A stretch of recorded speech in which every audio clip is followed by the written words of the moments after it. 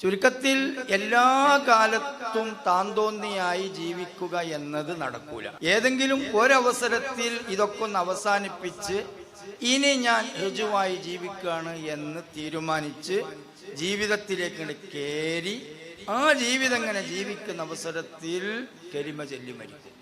ജീവിതത്തിൽ ചെയ്ത തെറ്റ് ഒന്നുകൊണ്ടല്ലേ തുടങ്ങിയത്.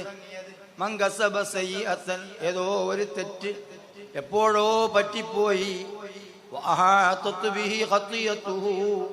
പിന്നീട് ആ തെറ്റ് അവനെ വലയം ചെയ്തു, അവനതിൻ്റെ അഡിക്റ്റായി തീർന്നു. ഇനി അതിൻ്റെ ബാക്കി അതിൻ്റെ ഇടയിൽ പൂരിപ്പിക്കാനുണ്ട്. അതിൽ നിന്നൊന്നും കരകയറിയില്ല. അല്ലോ പറ്റിപ്പോയല്ലോ എന്നൊരു ചിന്ത കയറി കിട്ടിയില്ല.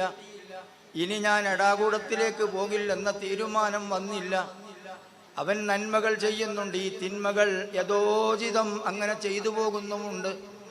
അതൊന്ന് നിർത്തണം, അവസാനിപ്പിക്കണം, എന്നിട്ടൊന്ന് നന്നാകണം എന്ന ചിന്തയിലേക്ക് അവൻ എത്തിയില്ലെങ്കിൽ അവൻ അങ്ങനെ നന്മകൾ ചെയ്യുന്നുണ്ട്, നിസ്കാരമുണ്ട്, നോമ്പുണ്ട്, സക്കാത്തുണ്ട്, പക്ഷേ ചെയ്ത തിന്മകളൊന്നും അവസാനിപ്പിച്ചിട്ടില്ല. 3 വയസ്സായ കുട്ടിയെ പേടിച്ച പേടി പോലും നമ്മൾ അള്ളാഹുവിനെ നമ്മൾ ഭയപ്പെട്ടിരുന്നുവെങ്കിൽ, നമ്മുടെ മുത്തുനബിയെ തൊട്ട് ലജ്ജിച്ചിരുന്നുവെങ്കിൽ, 10 പകലും രാത്രിയും ഡ്യൂട്ടി നിശ്ചയിച്ച മലക്കുകളെ നമ്മൾ സൂക്ഷിച്ചിരുന്നെങ്കിൽ നമ്മൾ തെറ്റു ചെയ്യുമോ?